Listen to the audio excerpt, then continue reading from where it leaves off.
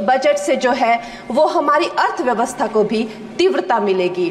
महोदय जी, और जो हमारा 2047 का जो संकल्प है कि विकसित भारत का जो संकल्प है। বলিউড অভিনেত্রী ও বিজেপি সংসদ সদস্য কঙ্গনা রানাউতের নিশানায় পরিণত হলেন ভারতের বিরোধী দলীয় নেতা রাহুল গান্ধী। বৃহস্পতিবার সংসদের ভেতরে সরকার ও বিরোধী পক্ষের ধস্তাধস্তিকে কেন্দ্র করে রাহুলকে এক হাত নিলেন অভিনেত্রী। ওই ঘটনায় সংসদের মধ্যেই বিজেপির সংসদ সদস্য প্রতাপ চন্দ্র ষড়ঙ্গী আহত হন। সংসদ ভবনের মকর দ্বারের সামনে তাকে ধাক্কা মেরেছেন লোকসভার বিরোধী দলীয় নেতা রাহুল গান্ধী। যদিও অভিযোগ অস্বীকার করেছেন রাহুল।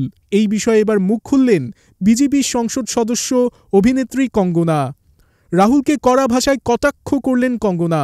সংবাদ মাধ্যমকে তিনি বলেন, খুব লজ্জাজনক ঘটনা, আমাদের একজন সংসদের মাথায় আঘাত লেগেছে, সেলাইও পড়েছে। কংগ্রেসের সহিংসতা আজ সংসদ পর্যন্ত পৌঁছে গেছে। এমনকি রাহুলকে জিমের প্রশিক্ষকের সঙ্গে তুলনাও করেন কঙ্গনা। অভিনেত্রীর দাবি, রাহুল নাকি সংসদে এসেও নিজের পেশির জোর দেখান। কঙ্গনা তার ইনস্টাগ্রাম স্টোরিতে লিখেছেন, সংসদে বিজেপির সংসদ সদস্যের উপর রাহুল গান্ধী হামলা করেছেন। এই লোকটা সংসদে নিজের হাতের পেশি দেখাতে আসেন, যেন কোনো জিম ট্রেনার। এবার তো লোকজনকে ধাক্কা দিলেন, ঘুষিও মারলেন। রাহুল গান্ধীর কোনো সম্মান নেই। ঘটনার সূত্রপাত কেন্দ্রীয় স্বরাষ্ট্রমন্ত্রী অমিত শাহের মন্তব্য থেকে। এই দিনের ঘটনায় মাথায় চোট পেয়েছেন ষড়ঙ্গী। সতীর্থ বিজেপি সংসদ এবং লোকসভার কর্মীরা ধরাধরি করে বাইরে আনার পরে ষড়ঙ্গীকে দেখতে আসেন রাহুল।